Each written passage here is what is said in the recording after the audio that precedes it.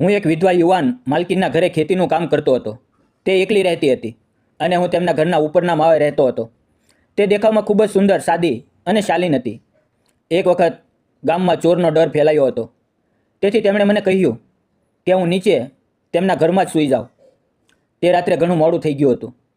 મને બિલકુલ ઊંઘ નહોતી આવતી. મનમાં અનેક પ્રકારના વિચારો ઘૂમી રહ્યા હતા. તેથી હું ધીમે ધીમે તેમના રૂમ તરફ ચાલ્યો ગયો.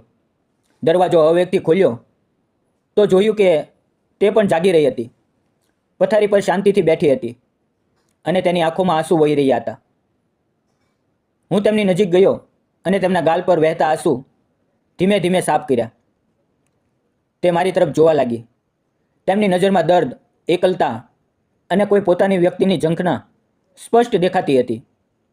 તે પળે એવું લાગ્યું કે બધું વ્યક્ત થઈ ગયું અને બીજી ક્ષણે કંઈક એવું થયું. તો નમસ્કાર મિત્રો, મારું નામ સુનિલ છે. હું 34 વર્ષનો છું, યુવાન છું, પણ અત્યાર સુધી અપરિણિત છું. મેં જીવનમાં ઘણું બધું ગુમાવ્યું છે. બાળપણમાં જ માતા પિતાનો હાથ માથેથી ઉઠી ગયો અને પાછો જોનારું કોઈ નહોતું. તેથી બાળપણથી જ બીજાના ખેતરમાં મજૂરી કરતાં કરતાં મોટો થયો. થોડું ઘણું ભણ્યો, પણ ગરીબીના કારણે આગળ વધી શક્યો નહીં. થોડા વર્ષો સુધી હું એક મોટા જમીનદારના ખેતરમાં કામ કરતો હતો, પરંતુ છેલ્લા 6 મહિનાથી તેણે મારો પગાર આપવાનું બંધ કરી દીધું.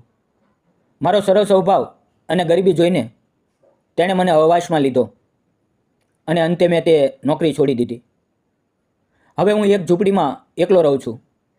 થોડા દિવસ કામ ન મળવાને કારણે મનમાં નિરાશા ભરાઈ ગઈ હતી.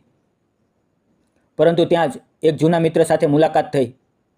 તેણે મને કહ્યું કે નજીકના ગામમાં એક વિધવા મહિલાના ઘરે ખેતીનું કામ મળી શકે છે, પરંતુ તારે ત્યાં રહેવું પડશે. મારે કામની સખત જરૂર હતી અને જૂના માલિક પાસેથી પગાર મળવાની કોઈ આશા પણ ખતમ થઈ ગઈ હતી. તેથી મેં તરત જ હા પાડી. તે દિવસે મારો મિત્ર મને તે મહિલાના ઘરે લઈ ગયો. સામે એક મોટો સુંદર બંગલો હતો. દરવાજા પાસે એક સ્કૂટી ઊભી હતી. અમે દરવાજે ટકોર કરી. દરવાજો ખુલતા જ સામે એક ખૂબ જ સુંદર, સાદગીથી ભરેલી કોમળ મહિલા ઊભી હતી. તેના ગોરા ચહેરા પર મોટી મોટી આંખો અને ઘટાદાર કાળા વાળ. આ બધું જોઈને હું થોડી પળ માટે ત્યાં જ સ્થિર થઈ ગયો, જાણે સમય અટકી ગયો હોય. તે મારા મિત્રને ઓળખતી હતી. મારા મિત્રએ કહ્યું, આ જ છે જે મેં વાત કરી હતી, જે તને કામે રાખશે. તેના ચહેરા પર એક મધુર સ્મિત હતું. તેણે અમને અંદર આવવાનો ઈશારો કર્યો.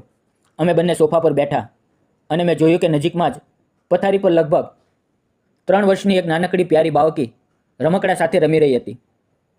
તે મહિલા અંદર ગઈ અને અમારા માટે પાણી લઈ આવી. પછી બોલી, બેસો, હું ચા લઈ આવું. તેનું રસોડા તરફ જવું એ કોઈ ફિલ્મના દ્રશ્ય જેવું લાગ્યું. તેની ચાલ, તેનો સલીકો, તેની નમ્રતા, બધું જ મંત્રમુગ્ધ કરનારું હતું. થોડી જ વારમાં તે 3 કપ ચા લઈને આવી અને બોલી, સારું કર્યું તમે આને લઈ આવ્યા. મને ખરેખર એક ભરોસાપાત્ર મજૂરની જરૂર હતી. મારું ખેતીનું કામ 2 વર્ષથી થંભી ગયું છે. પતિના અવસાન પછી બધું એકલે હાથે સંભાળવું પડે છે અને આ નાની બાળકી હોવાને કારણે ખેતી પર ધ્યાન આપી શકતી નથી. તેની વાતો સાંભળીને મારા હૃદયમાં તેના પ્રત્યે આદર અને સહાનુભૂતિ બંને જન્મ્યા. પછી તેણે મને પૂછ્યું, તમને કેટલો પગાર જોઈએ અને તમને ખેતીનું બધું કામ આવડે છે? મેં નમન કરીને આદરપૂર્વક કહ્યું, મારું નામ સુનિલ છે. મને ખેતીનું દરેક કામ આવડે છે. હું થોડું ઘણું ભણ્યો પણ છું. હું ઈમાનદારીથી તમારી જગ્યાએ કામ કરીશ. મારી પહેલાંની નોકરીમાં માલિકે 6 મહિનાનો પગાર આપ્યા વિના મને કાઢી નાખ્યો. તેથી હવે મને ફક્ત કામ જોઈએ. મારી વાત સાંભળીને તે થોડી ગંભીર થઈ ગઈ, જાણે મારી પરિસ્થિતિ પર તેને દુઃખ થયું હોય. મેં આગળ કહ્યું, પહેલાંની નોકરીમાં મને 13,000 રૂપિયા પગાર મળતો હતો. એટલો મળે તો મારા માટે પૂરતું છે, કારણ કે હું એકલો જ છું. રહેવાની જગ્યા થોડે દૂર છે. જો અહીંયા રહેવાની વ્યવસ્થા થઈ જાય તો મને સગવડ રહેશે. તે સ્મિત કરી અને બોલી, હા, મારા ઘરના ઉપરના માળે એક રૂમ ખાલી છે. તું ત્યાં રહી શકા છો. કોઈ તકલીફ નહીં થાય. તેના શબ્દો સાંભળીને મારા ચહેરા પર સ્મિત ફેલાઈ ગયું. મને કામ મળી ગયું હતું, પગાર પણ અને રહેવાની જગ્યા પણ. હું ખુશીથી બોલ્યો, તો હું આવતીકાલે સવારથી કામે આવી જઈશ. મારો થોડો ઘણો સામાન છે તે લઈ આવીશ. અમે બંનેએ તેને પ્રણામ કર્યા અને ઘરેથી નીકળી પડ્યા. બહાર નીકળતી વખતે મારા મનમાં ફક્ત તેનો ચહેરો ફરી રહ્યો હતો. એક ઉજ્જવળ પણ દુઃખથી ભરેલો ચહેરો. જેની આંખોમાં મજબૂરી પણ હતી અને હિંમત પણ. મને લાગ્યું કે આજે મારા જીવનનું એક નવું પ્રકરણ શરૂ થઈ રહ્યું છે. એક નવી સવારનો દરવાજો ખુલ્યો છે, જેણે મારા સૂના જીવનને ફરીથી અર્થ આપ્યો. તે રાત્રે હું ખૂબ ખુશ હતો, કારણ કે એક તરફ મને કામ મળી ગયું હતું, રહેવાની જગ્યા પણ મળી ગઈ હતી, અને બીજી તરફ તે મેમ સાહેબ, તે વિધવા મહિલાના મીઠા, સાદા અને મહેનતુ સ્વભાવથી મારું મન પ્રભાવિત થઈ ગયું હતું. તેમનું સ્મિત, તેમનો શાંત ચહેરો અને વાત કરવાની નમ્ર રીત મારા મનમાં વારંવાર ફરી રહી હતી. આ જ વિચારોમાં ખોવાયેલો હું ક્યારે ઊંઘી ગયો ખબર જ ન પડી. બીજે દિવસે સવારે હું મારો થોડો સામાન, થોડા કપડાં, પથારી અને થોડી રસોઈની વસ્તુઓ લઈને તેમના ઘરે પહોંચ્યો. દરવાજો બંધ હતો. મેં હવેથી ટકોર કરી. થોડી વાર પછી દરવાજો ખુલ્યો અને સામે તે જ મેમ સાહેબ. તેમના ચહેરા પર તે જ હળવું સ્મિત હતું, જે મનની ગહનતામાં ઉતરી જતું હતું. તેણે શાંત સ્વરે કહ્યું, આવો, આવો, અંદર આવો. હું ઉપરના રૂમમાં ગયો. તે રૂમ સ્વચ્છ, સાદો અને ખૂબ જ વ્યવસ્થિત હતો. મેં મારો સામાન મૂકી દીધો અને પછી અમે બંને ખેતર તરફ નીકળી પડ્યા. તેણે મને તેનું 4 એકરનું ખેતર બતાવ્યું. ખેતરમાં ઘણા મહિનાઓથી કોઈ કામ થયું નહોતું, તેથી ત્યાં ફક્ત જંગલી ઘાસનું સામ્રાજ્ય હતું. અમે નક્કી કર્યું કે પહેલાં ટ્રેક્ટરથી જમીન ખેડીને તૈયાર કરવામાં આવશે, જેથી બધી ખરપતવાર નાશ પામે, અને પછી 2 એકરમાં શેરડી અને 2 એકરમાં મકાઈ વાવવામાં આવશે. મેમ સાહેબની આર્થિક સ્થિતિ બહુ સારી નહોતી. તેમ છતાં તેમણે મહેનત કરીને જે થોડા પૈસા બચાવ્યા હતા તેનાથી ટ્રેક્ટર ભાડે લીધું અને ખેતરની તૈયારી શરૂ કરી. આગળના 8-10 દિવસ સુધી અમે દિવસ રાત મહેનત કરી. સવારથી સાંજ સુધી અમે બંને ખેતરમાં પરસેવો વહાવતા રહ્યા. આ દરમિયાન મેમ સાહેબ મને રોજ સવારે અને સાંજે ખાવાનો ડબ્બો આપતા. તે પોતે ખેતર પર વધુ આવી શકતા નહોતા, કારણ કે તેમની 3 વર્ષની નાની બાળકી હંમેશા તેમની સાથે રહેતી હતી. પરંતુ જ્યારે સમય મળતો તે પોતાની બાળકીને લઈને ખેતર પર આવતા અને મારી સાથે ખંભે ખંભો મિલાવીને કામ કરતા. તેમની આ લગન અને થકાનથી અને મહેનત જોઈને હું તેમને દિલથી આદર કરવા લાગ્યો. એક વિધવા મહિલા જે પોતાની નાની બાળકીને ખોવામાં લઈને ખેતરમાં કામ કરતી હતી, તે ખરેખર પ્રશંસનીય હતું. તેમના ચહેરા પર ક્યારેય થકાનની રેખાઓ દેખાતી તો ક્યારેક આશાની ચમક ઝળકતી. જેમ જેમ કામ આગળ વધ્યું તેમ તેમ અમારી વચ્ચે વિશ્વાસનો સંબંધ વધુ ગાઢ થતો ગયો. ક્યારેક કામ દરમિયાન અમારી નજરો એકબીજા સાથે મળી જતી, પરંતુ હું તે નજરોને અવગણતો, કારણ કે હું તેમની પરિસ્થિતિનો લાભ લેવા નહોતો ઈચ્છતો.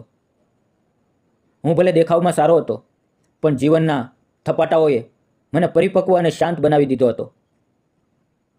ધીમે ધીમે અમારી મહેનત રંગ લાવવા લાગી. ખેતરમાં લીલા લીલા નાના કૂપાઓ ઉગી નીકળ્યા. શેરડીના નાના છોડ માટીમાંથી ડોકાતા દેખાવા લાગ્યા, અને મકાઈ તો ઘૂંટણ સુધી પહોંચી ગઈ હતી. મેમ સાહેબના ચહેરા પર ફરીથી સ્મિત પાછું આવ્યું, જે કદાચ વર્ષો પછી દેખાયું હતું. તેમણે મારા કામની ખૂબ પ્રશંસા કરી, અને તેમની નાની બાળકીની નિષ્કપટ હાસ્ય તો જાણે થાકેલા મનને પણ સુકૂન આપી દેતું હતું. હવે દિવસે ને દિવસે અમારી વચ્ચેનો સંબંધ વધુ મજબૂત થતો ગયો. તે મારા માટે જુદા જુદા વ્યંજનો બનાવતા, અને તેમના હાથનું બનાવેલું ભોજન એટલું સ્વાદિષ્ટ હતું. એક દિવસ મેં દિલથી તેમની પ્રશંસા કરી તો તે થોડું શરમાઈ ગયા. એક બપોરે અમે સાથે ભોજન કરી રહ્યા હતા, ત્યારે તેમણે અચાનક પૂછ્યું, સુનિલ, તું એકલો રહે છે ને? તારા પરિવારમાં કોઈ નથી? અને અત્યાર સુધી લગ્ન કેમ ન કર્યા? તેમના સવાલ પર હું થોડી પળ ચૂપ રહ્યો. પછી ધીમે ધીમે સ્મિત કરીને બોલ્યો, મેમ સાહેબ, મારું જીવન એટલું કઠિન હતું કે લગ્નનો વિચાર પણ ક્યારેય ન આવ્યો. બાળપણમાં જ માતા પિતા ગુજરી ગયા. કોઈ સહારો નહોતો. મજૂરી કરીને દિવસો પસાર થયા. એક માણસ તો બની ગયો, પણ અંદરનું દિલ હંમેશા એકલું જ રહ્યું. મારી વાતો સાંભળીને તે થોડી વાર ચૂપ રહી. અમારી ચૂપ્પીમાં એક ગહન વેદના હતી.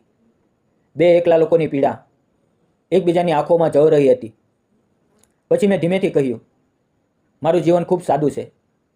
મારી પાસે ફક્ત એક રૂમ છે, પોતાને છુપાવવા માટે. ન તો પોતાની જમીન છે, ન કોઈ સ્થાયી નોકરી, ન કોઈ પાછળ જોનારું. હું રોજ નાનું મોટું કામ કરું છું, જેથી 2 ટકનું ભોજન મળી રહે. બસ આ જ મારું જીવન છે.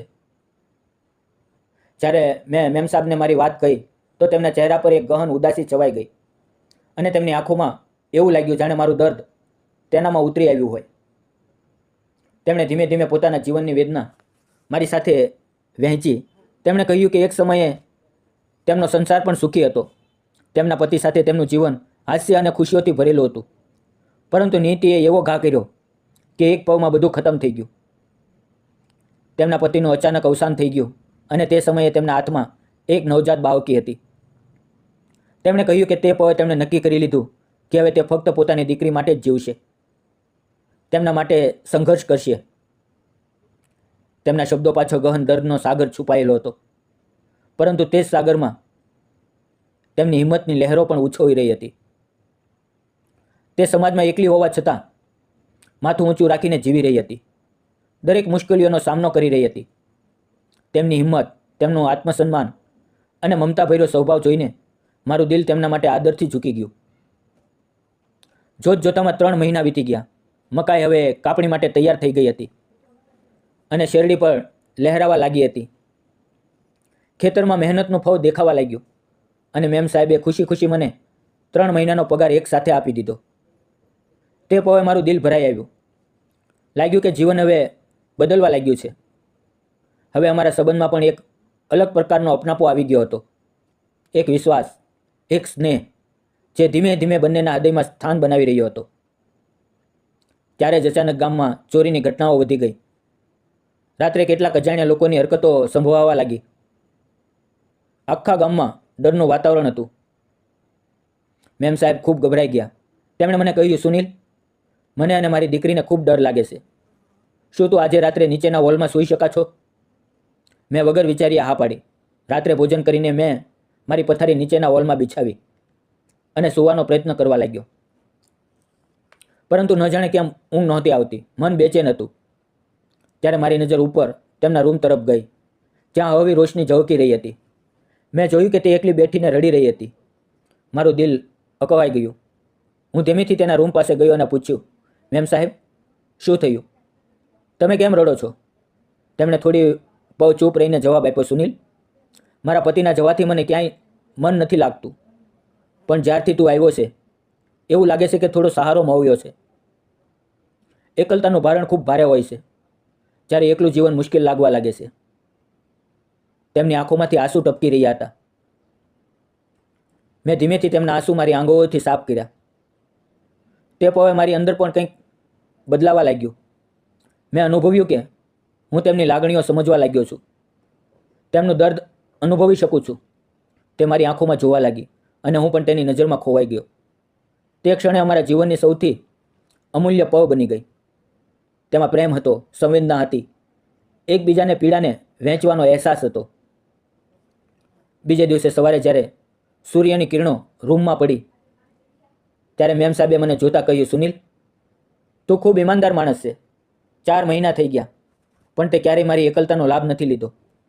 ઉલટો દિવસ રાત મહેનત કરીને મારી મદદ કરતો રહ્યો. જો તું મારા જીવનમાં રહે તો મને સહારો મળશે અને મારી દીકરીને પિતાનો સાયો મળશે. હું જાણવા માંગુ છું કે તારો શું વિચાર છે? તેમના શબ્દો સાંભળીને મારી આંખો ભીની થઈ ગઈ. મેં આગળ વધીને તેમના આંચળમાં માથું મૂક્યું અને ધીમેથી કહ્યું, હા મેમ સાહેબ, હું તૈયાર છું. તેમણે સ્મિત કરતાં મને ગળે લગાવી લીધો. થોડા દિવસોમાં અમે ગામના મંદિરમાં સાદી રીતે લગ્ન કરી લીધા. આજે અમે બંને અને અમારી પ્યારી દીકરી સાથે ખુશખુશાલ જીવન જીવી રહ્યા છીએ. ખેતરમાં મહેનત કરીએ છીએ, નવા સપના વણીએ છીએ અને રોજ ભગવાનનો આભાર માનીએ છીએ કે તેમણે અમને એકબીજા સાથે મળવ્યા. મિત્રો, તમે જણાવો કે મેં અને મેમ સાહેબે એકબીજાને સ્વીકારીને યોગ્ય કર્યું કે ખોટું? તમારા વિચારો ચોક્કસ કોમેન્ટમાં જણાવજો. જીવન ગમે તેટલું મુશ્કેલ હોય, જો માણસના દિલમાં સચ્ચાઈ, મહેનત અને મમતા હોય તો દરેક અંધકાર ઉજાસમાં બદલાઈ શકે છે. કારણ કે જ્યારે બે દુઃખી આત્માઓ એકબીજાનો સહારો બને છે ત્યારે તેમનો સંબંધ ફક્ત પ્રેમ નથી રહેતો, તે જીવન જીવનની પ્રેરણા બની જાય છે. જો તમને આ પ્રેમકથા ગમી હોય તો તેને લાઈક કરો, શેર કરો અને ચેનલને સબસ્ક્રાઈબ કરવાનું ન ભૂલો. તમારા પ્રેમ અને સાથ માટે દિલથી આભાર. મિત્રો, વિડીયોમાં આવેલા નામ, પાત્ર અને ઘટના ફક્ત કાલ્પનિક હતા. તેનો કોઈ પણ વ્યક્તિ, જાતિ કે ધર્મ સાથે સંબંધ નથી. આ વિડીયો ફક્ત મનોરંજન અને શૈક્ષણિક હેતુથી બનાવવામાં આવ્યો હતો. તેને અન્યથા ન જોશો. ફરી મળશું આવતીકાલે મિત્રો, ત્યાં સુધી આવજો. ધન્યવાદ.